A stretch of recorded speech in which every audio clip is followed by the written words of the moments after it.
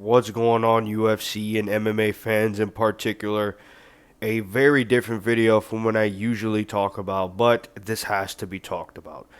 We have to have a nice chat about something that we have been talking about in the UFC and MMA community for quite some time, but I think it has finally run its course. Well, it's run its course is far overdue, but this is starting to get really, really bad, right? Before it was, kind of but now it's starting to get really, really bad. We have to talk about the UFC Apex.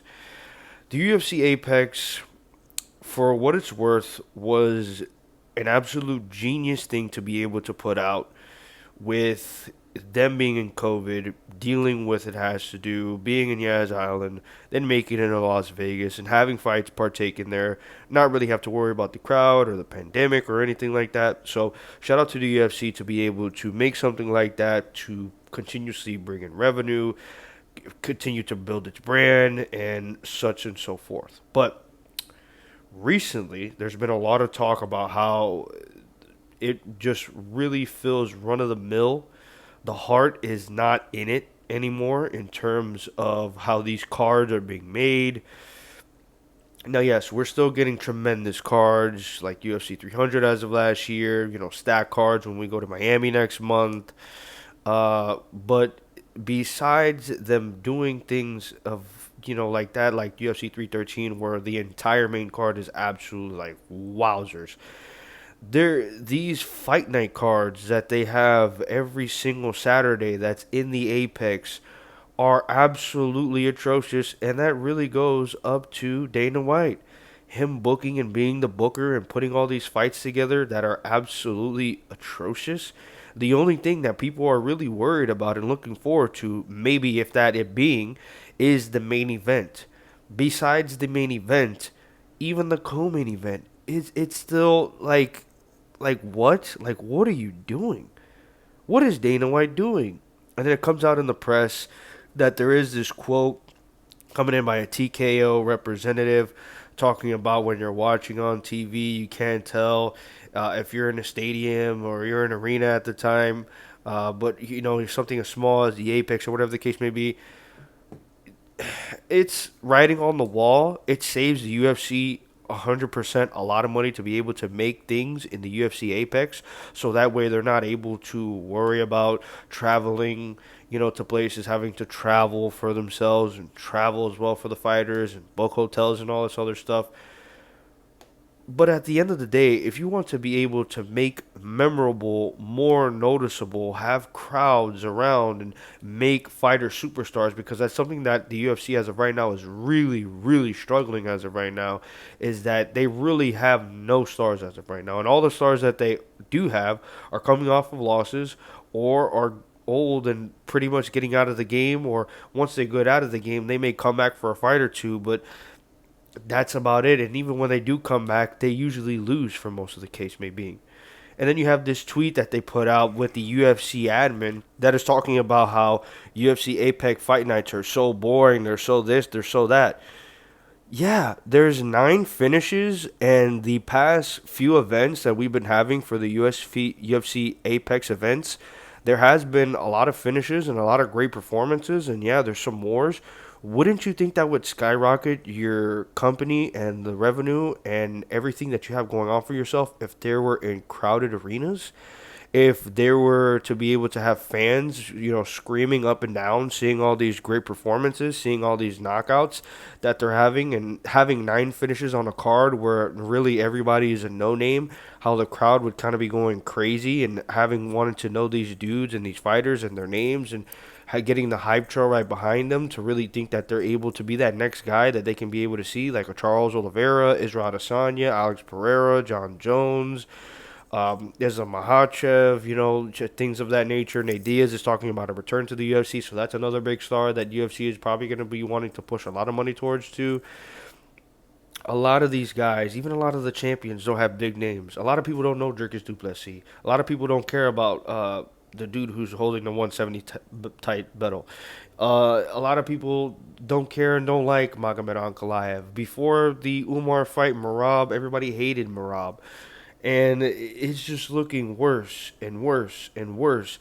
And yes, while you can say that 9 finishes and all these finishes that they usually have in this UFC Apex events are absolutely, whatever for the sport, yeah, it is. But again, in the moment, if it was in a crowded event, how many people are going to be cheering their name, going to be wanting to know them, we're going to be wanting to follow them on social media?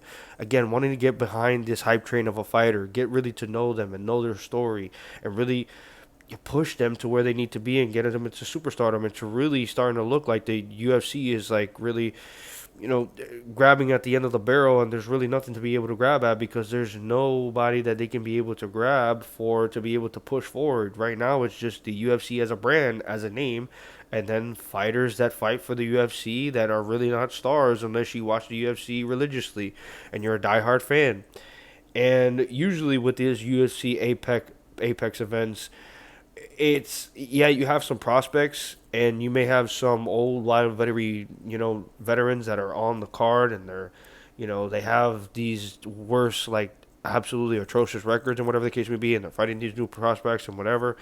um, but usually all the fighters that are usually fighting on Apex events have no ranking at all, unless you're the main event, and maybe you might have one or two for the co-main event, if that is. This past weekend, we had Chidi and Jaquani versus Elise Zaleski dos Santos as your co-main event.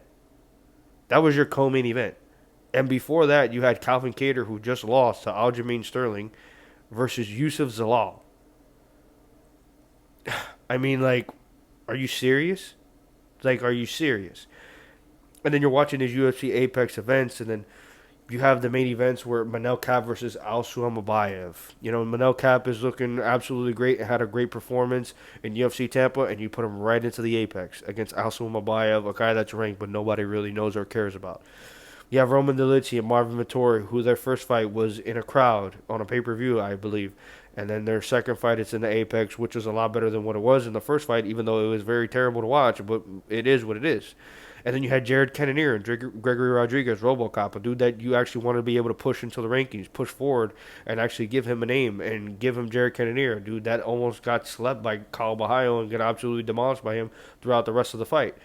Um, you want to be able to strap a rocket to this dude, and you weren't able to do so because he got knocked out by Jared Cannonier, and it was a hell of a fight between these two dudes. If you put that in a crowd, like how it was against the Amavov fight, that's absolutely tremendous. The crowd is going to be going wild. Social media is going to be going crazy as well, and it's going to boost up all your numbers. So really, in reality, are you really saving money? Are you really saving, some type of revenue for your company?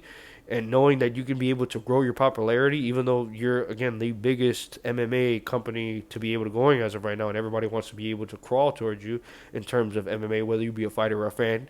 Um, but again, you can be able to push the limits to what you want to be able to do so freaking much. And the UFC, as of right now, looks like they're ruining themselves because they want to have a fight card every Saturday night, which, albeit, is really nice to be able to look forward to. And you can be able to look at the main event and be like, all right, that's cool. Like, the next UFC Apex event, we have Lerone Murphy versus Josh Hammond. Okay, great fight. But besides that, the co-main event, I think, is Pat Sabatini versus Joe Anderson Brito. And I love watching Joe Anderson Brito, but he's on your co-main event? Really? After he just fought, I think, William Gomez in UFC Paris, which is on like the prelims or like early in the main card? I I don't know. Dana earlier this year said that he's going to stop having these UFC Apex events. Obviously, he's not going to stop, but maybe he is slowing down. The next two fight nights that we are going to get, we're going to get UFC London this weekend, which is going to be nice to be able to see. Early start for us guys on the Eastern side, very early start for the guys on the Pacific side. And then the week after, they're going to be in Mexico with Brandon Moreno and Steve Erceg. That card as well is kind of besides the main event. Obviously, a lot of Mexican talent because they're going to be in Mexico, but really besides that, it's not going to be much. I mean, at least for the UFC London fight, they have Carlos Orberg versus Jan Blachowicz, which is actually a really nice co-main event to have on that card.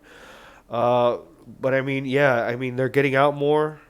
They had UFC Seattle last card of the year. Last year, they had UFC Tampa. I think there's going to be another event where it's going to be crowded. A Jamal Hill versus Khalil Roundtree is going to be a fight night event where it's going to be crowded. But these UFC Apex events are when they're not having the finishes, like the UFC admin is like trying to be able to be sarcastic and trying to like backtalk to all the UFC fans and MMA fans that they really don't want to be able to see. If those don't happen, usually those UFC Apex events are absolutely like you want to rip out your eyeballs out of your head watching these fights, unless you're an absolute diehard that you need to be able to see these fights. You need to be know you need to know who lost this week and who won, whatever the case may be. Which 100% I agree with you because I'm there. I'm watching it. I'm trying to be able to take in the intake and see how these fighters are going to be able to do in their future, whether they lose or they don't. And I don't want to miss any KOs or any great fights. I 100% agree. But quality over quantity, 100%. Dana White has to be able to fix this. I think they won't be able to. Not that they won't, but I don't think they will. I don't think they want to. I think that they think that this saves enough money for them, and they can be able to do it whenever they want. And it's really cheap. Dudes just go to Vegas. It's going to be the UFC like headquarters right in the Apex, and whatever. They'll just put on a shitty card with some prospects against some wily veterans. Hopefully, you get some nice KOs or some nice fights, and then the main event will have some ranked guys. That's usually the formula for UFC Apex events, and it has to stop. It has to stop. But yeah, UFC fans, this was my talk about the UFC Apex and how I believe it is ruining the sport as of right now because it really just is. I mean, Chidi Ninja Kwani versus Elizeu Zaletsky dos Santos is your co-main. Calvin Kattar uses the law as your co-main. That's like the fourth or like the head opener of the main card of like a fight night in an arena, in my opinion. But like this video if you obviously like this video. Comment your opinions on UFC and how they're doing and how they're taking into consideration these things with the Apex events, which is absolutely atrocious, especially with the TKO representative coming out and saying, well, you don't know if it's like in an arena or like a stadium or whatever. Like, we're in the Apex, man, and it's all right. Yeah, like, it's cool, bro. Fucking atrocious, man. You greedy bastard, dude. You just greedy bastard. Just want to save all this money for whatever reason. May God be with you, brother. Subscribe if you want to be able to see more of this type of content. See more things out of my channel. I'm here. I'm being consistent. Usually make predictions and reaction videos for UFC and boxing and other things as well. I'm here consistently, always. And if you're here, you might as well be doing the same if you're a diehard. Thank you guys again for watching again, and peace.